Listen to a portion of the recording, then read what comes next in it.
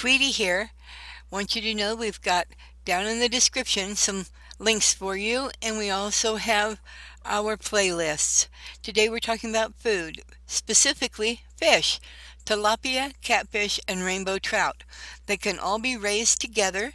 You can keep them in apartments, raising them with limited number, of course, in fish tanks, and that will add to your self-sufficiency. You can grow them in colder climates or warmer climates indoors all year round. Tilapia takes about 34 weeks before they can be harvested. Catfish between 1 and 2 years from spawning to grow to a 1-pound fish. And it takes less time if you buy hatchlings at the beginning of each season because they will grow larger. The cost considerations would be the tank, the filter, the feeding of the fish, and aquaponics system will cost more to set up, but it takes less time to maintain.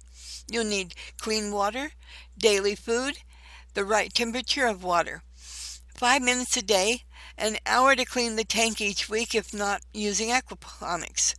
They'll want fish pellets and worms. You can use the meat or you can resell it. So, to become even more self-sufficient when raising fish, you may want to try growing worms to feed them.